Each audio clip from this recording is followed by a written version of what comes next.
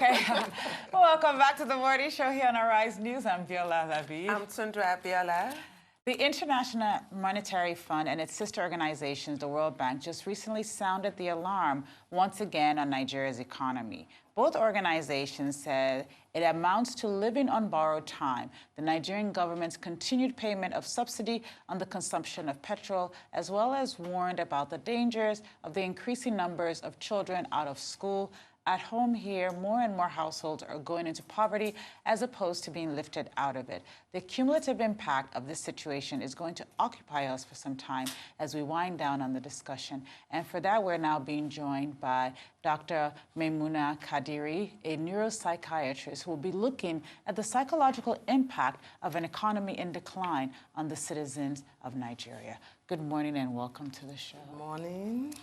It has been it has been a very interesting morning. We started talking with the around the issue of insecurity, especially in the Northeast, in the South. So insecurity is a big issue in Nigeria. But one of the other big issues in Nigeria is actually the rate of suicide, which also the World Health Organization has also sounded an alarm and said that Nigerians are not doing enough to have a conversation around the rate of suicide. We're the 5th ranked country now when it comes to suicide in the world, when it comes to suicide. How have we gone from being one of the happiest countries in the world to now being the 5th ranked country when it comes to suicide? Of course, every one of us comes from a primary unit, which is the home. So we can't talk about an individual in the society, in the office, in the communities without talking back, from where the person came from. So our home front really needs to be looked into. The issue of we being the happiest people in the world, every time I look at that research, I'm like, was this an abnormal thing? Or was it overgeneralized? Were we really the happiest people in the world? Or it was what the media wanted to see? Well, that was the research anyway. So things can happen from 0 to 100 in seconds.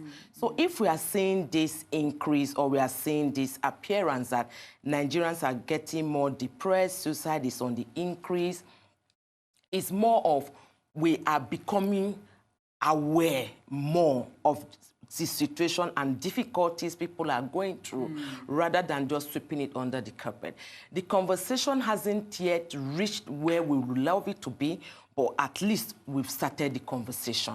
People are beginning to talk about it. People are beginning to come out and say, yes, I feel depressed, though we still have some people playing pranks online, trying to manipulate others. But truly, when we look behind the scenes, especially for those that are in practice or doing researches, we are seeing some level of awareness, and it is really worrisome because the suicide we do here on a day-to-day basis online, we all assume is more among the adults. It's commoner among our teenagers. Which is quite worrisome. Because these are our future leaders. These are the legacy we want to leave behind. These are the reasons why parents are running from pillar to pole, trying to make all ends meet. And then you want to ask, why are our teenagers getting more depressed and harming themselves? What are we doing or what are we not doing well as parents, as guardians, as teachers, as religious bodies, as government? Because it's all encompassing. No one should be taken away from this circle because it takes a whole community to ensure things work. So the poverty we're seeing, the insecurity we are seeing, the decline in all the regular infrastructural things we're supposed to see. Children out of school is more in Nigeria, in the whole world. It's really terrible. Then where do these people go to? What is their safety net? Where are the safe spaces they can get to come from? So we are still going to see an increase. Oh, dear. Yeah. You just raised the issue of teen suicide, which is a growing international phenomenon. It's not just Nigeria, because of pressures, academic pressures, the feeling of hopelessness, all the insecurity in the world, the economic downturn that their parents go through, issues like sexuality, pressure on social media, feelings of inadequacy, all of that adds this pressure. But I want to ask you about the role of social media. So you mentioned that people are now talking a lot more, that survey that was done saying that we were the happiest people, it might have been our typical culture of saying my enemy has a headache instead of saying you have a headache. You cannot bear to say anything you think is negative about yourself. You say my enemies, but there's some kind of denial. But that phase is over. People are expressing themselves more. But in that self-expression, it's causing more suicide ideation. It's causing more incidents of suicide. So rather than expressing people's depressed thoughts and finding comfort or what have you, it seems to, once it's been expressed, it's out there. From thoughts to words to action. And that's what we call the Waders effect. So Waders effect is also known as copycat suicide. So to the layman, it's very easy to say copycat suicide, whereby an incident of suicide reported in the media can lead to further increase. And that is why we really, when it comes to intervention in suicide cases, the media play a very paramount, stake in it, because in reporting it, in explicitly saying how the suicide happened, shouldn't be. Because it gives idea. It gives idea, and you don't know who is already on that fence waiting to, take his or her life, and then it's like, oh, this was how this was reported, this is how, and that's why a particular insecticide is really, people are really purchasing it. Whether it's that insecticide or not, people go and get it and then they will use the name. So people are advocating the government should take it out, but the truth is that it has its benefit in real time. But now we do know one of the normal ways people take their lives is through insecticide, firearms, and all that. But that explicit explanation of how it happened, where it happened, who it happened to, where they purchased it, is really not good in suicide prevention. So this is actually educating us now in how we should talk about these things, because I know that there was an incident that happened recently that there was a suicide, and we did mention how this is, it was actually in the headline of the newspaper. So when we were doing newspaper headlines, it was mentioned that someone committed suicide by this method and that they went to the store to buy it. It was very clear, and we had a conversation about it. So you're now saying to us that as members of the media, we also need to be responsible in how we report suicide. And so maybe we don't say exactly what the details, and then exposing, because if it's somebody that has a huge influence in the society, and then we are talking about XYZ, did this, and everybody has always been looking at this person has a very rosy life, very happy, then all of a sudden, this happened. They are going to tell themselves, oh, if that person could go through this and this happened to him or her, then who am I? I have nothing to lose. It does further reenact the situation, and then people then begin to start having that thoughts and then action and execution. So it's a process. All right, Doc. So we talked about the economy, the recession we have. We talked about the fact that there are people sliding into poverty every minute of the day. There's malnutrition in the land. There's sickness in the land. One of our guests said someone banged on his door with a rock in hand, saying, "Give me money." This is what we're confronted with every day in Nigeria. How do people rise above this and keep sort of a positive outlook, or how do we know if we're depressed or we're not depressed? Financial crisis, issues with war, issues with death of a loved one, divorce, those top the list of major stressors in life that can easily make somebody go into depression or have a mental illness. The truth about depression is that it has come to stay, that it is not a respect of anybody. It cuts across all communities, all genders, races, religious groups. So you can't say because I am this, I am Maymunah, who is a Muslim, a psychiatrist. I can never have depression. It doesn't work that way. So it can happen to anyone. There's no vaccine yet for it. So people really need to now start paying attention to themselves, be aware of who you are, what are your stressors, to your family members, to your friends, and to your colleagues in the workplaces.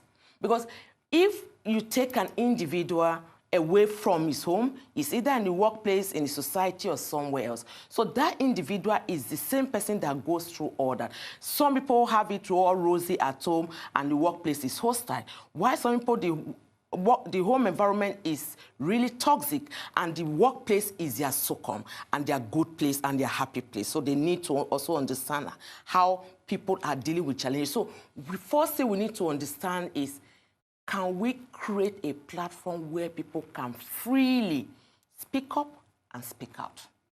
That way, it will reduce the stigma attached to mental health and mental illnesses, and we'll begin to normalize mental health. So that people can come out and say, look, I'm really stressed. I think I have depression, but I don't know, but I need to go to the hospital and go and assess myself. And people won't look at him like, oh, wow, has he reached that stage? So that will give room to early intervention. It's because we don't intervene on time. People come at the point where there's already a crisis that we are beginning to see all these challenges. Because we are faced with general lack of amenities, no good roads, no good health facility, bad issues everywhere. But we have good social support to an extent in Africa and in Nigeria. So that should actually be where we should leverage on, because it's a strength we have. But because of we are not talking, and we are not encouraging people to talk, and we are also not listening non-judgmentally to people. We listen to people to respond, but we do not listen to understand their issues. And it's a trainable skill that we all need to acquire. So when somebody comes with his or her own issues to discuss with you, you don't trivialize it, you don't just wave it aside, and then let the person, and tell the person, look, oh, all Nigerians are depressed. Your case is very small. Let me tell you mine. That's an excellent point, because I was recently participated in this conversation, which I really regret, actually. What does depression look like? Because some people were saying, I have had suicidal thoughts. The only thing stopping me from doing it is the prospect of traumatizing whoever will find my body. And some people's response was like, then you're not really depressed. You're not really suicidal. Let me tell you, if you were suicidal, you will not think that way. You will just do it. And I'm like, what does depression look like? Good. So depression, as we are sitting down here, no one can say, oh, she looks depressed, she looks happy, she looks... No, it's not, it doesn't show in the face. And we even have smiling depression. So that smiling depression is putting up appearances, you're very happy, but deep down you're depressed. So depression doesn't have any particular fishy. The only thing you will understand that this person may be going through depression is the word change. What has changed in that individual that's making him or her behave so much? So it's a behavioral manifestation that you can see. If you really know that individual well, or is somebody that's an acquaintance that you've noticed for some time, that ordinarily maybe was very boisterous, very happy, then all of a sudden is withdrawn. So the typical symptoms of depression you would notice in someone is that the person is looking sad or moody, which is not really showing. If with my makeup now, you can't say I'm depressed, truthfully. So, but it is sadness that is ongoing for a minimum of 2 weeks. So people normally use the word, oh, I'm depressed, maybe because they are sad for one reason or the other. They aren't depressed. Depression must be diagnosed and must be clinical depression. So sadness, ongoing minimum 2 weeks, low energy level, ongoing minimum 2 weeks, and loss of interest in things ordinarily you love to do. But these are things and symptoms that people will express to you. But the behavioral manifestations will be weeping spells. Maybe the person just cries for no reason, or there's a reason for him or her crying, but crying more than the bereaved. Like, it's not like wailing, wondering, okay, what's happening? This wasn't supposed to be like this. It's triggering something. Exactly. Or a change in personality. Maybe the person now has this outlook of looking disheveled from time to time, like it's not looking well-dressed all the time. Maybe may wear a tie, not properly well knotted, or she will wear, or wear dress but wear slippers. So things like that. Or anger starts getting angry easily, even sometimes getting to an outburst or even throwing a tantrum.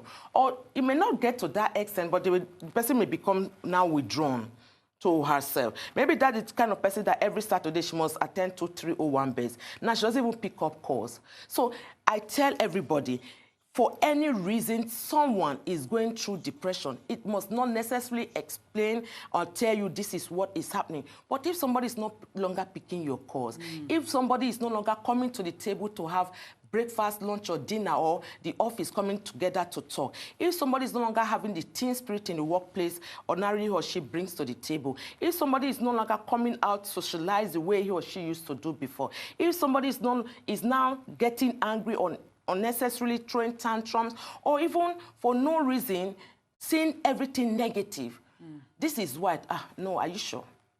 Doc, I want us to talk about one thing before you leave, and that is the increasing use of alcohol and drugs in our society.